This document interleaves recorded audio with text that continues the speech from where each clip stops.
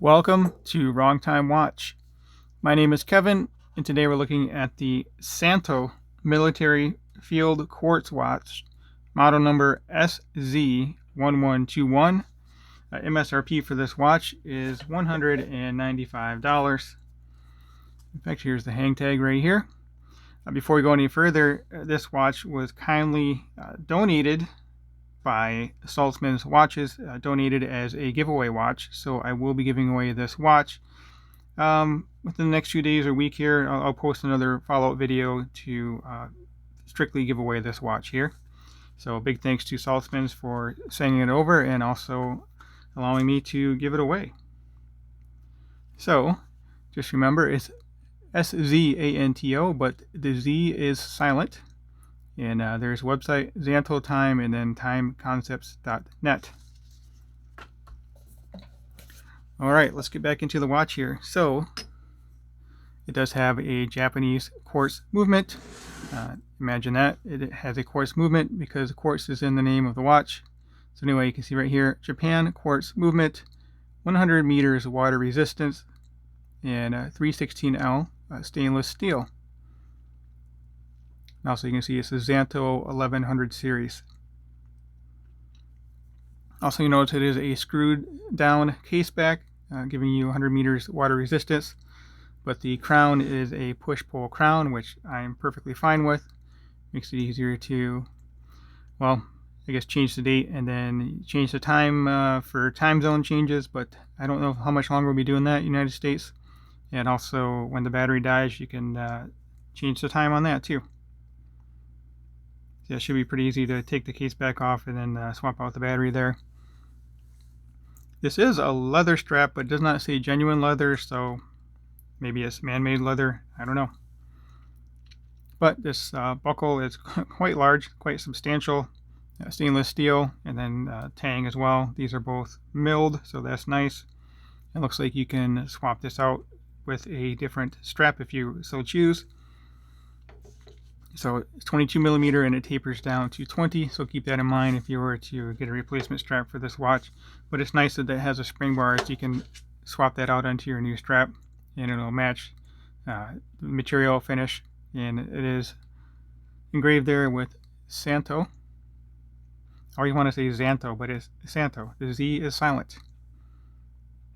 It does have mineral crystal, a flat mineral crystal, and it is a little proud of this bezel. This is a cool bezel. I like the texture on here. It reminds me of the old Flieger watches or the fluting engraving. Not really engraving, but I like how this looks. The watch feels, it's kind of strange. It feels heavy and light at the same time, if that makes any sense. It does weigh 68 grams. I remembered that. Forgot to write it in my notes. But anyway, it weighs 68, 69 grams. My scale was fluctuating. And that is a signed crown. You see a brushed finish on the case here. The crown looks like it's a little bit different of a finish. It is signed as well with the Z. But overall, I really do like the look of this watch. It is modeled after, or the design is based on military watches from the 1920s all the way up to the 1970s. And you can see it does have these nice large Arabic numbers and then also the 24-hour Arabic scale there. And again, 100 meters is on the dial telling you it's rated to 100 meter water resistance. So yeah, I've not actually worn this watch. As I mentioned, I'm giving this away. I have not worn it all that much. I'll put it on my wrist here just to get a sense of the size of my 6.5-inch wrist. But it looks like a nice watch for that $195.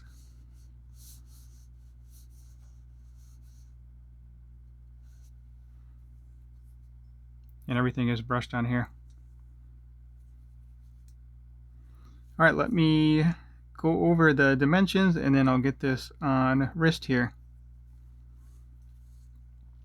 So lug to lug, 48.6 millimeter. Case diameter, 42, so I'm sure it'll look a little bit large on my wrist. And then thickness 11.4, not too thick, not too thin.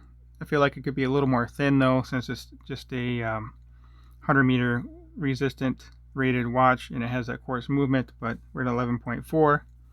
And again, 22 millimeter lug width, and the strap tapers down to 22.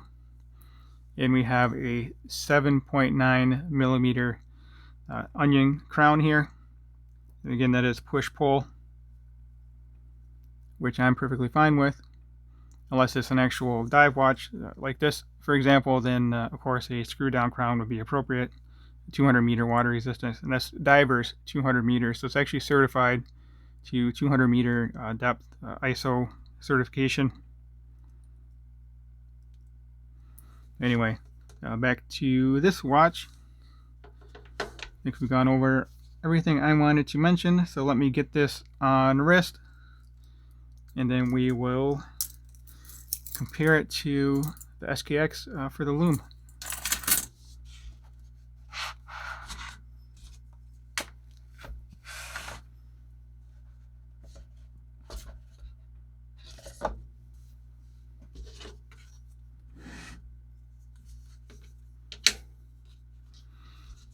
The buckle is really big on this. I don't know why,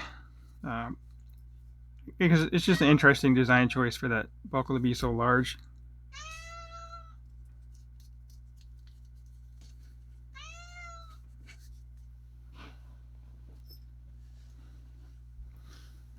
Alright, so here it is again on my 6.5 inch wrist with the 52 millimeter wristband. I think lug to lug on this is a 48.6 if I remember correctly. So yeah, it definitely looks like a large watch.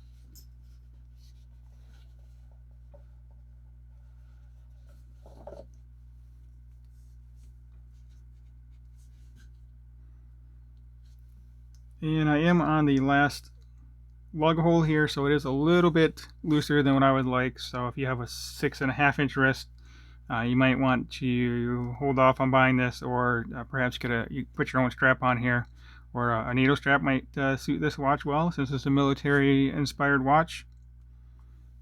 So just something to consider there. All right, let's zoom out and get a little bit different perspective of this watch on my wrist.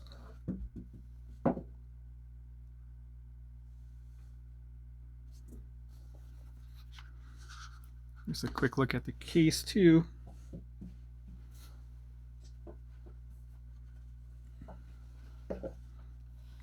So yeah, I'd say a little bit bigger than what I would like to wear on my wrist. Again, if it was a dive watch, I'd be totally fine with it, but this is a lot of dial here. And then here's the other portion of the box. Yeah, which you may see for yourself if you're fortunate enough to win this watch. Again, I'll have a video coming out in the next few days here with the details for the giveaway. I think we'll do a 3,000 subscriber giveaway here soon. Oh yeah, let's get into the loom. I almost closed out the video. If you have not subscribed yet, please hit the subscribe button. I greatly appreciate it. Helps me out a lot with these videos here. Like the video and leave a comment below. And we'll be right back with the loom. I have not seen the loom on this watch yet, so really curious to see how it compares to the SKX. Yes, so I'm actually quite impressed with the loom on this watch. It's a lot better than I was expecting it to be. I'm not sure what compound or mix they're using for the loom here, but it's very generously applied on the numbers, on the Arabics. The handset not quite as bright. It is dying out, but the numbers you can see from quite the distance. I would say the numbers on the Szanto are brighter than the indices on the SKX, but the hands on the SKX, of course, are brighter than the hands on the Szanto here. So hopefully you enjoyed the video, and we've now come to the end. So if you could subscribe again, I greatly appreciate it. And as always, thank you for taking the time, and thank you for watching.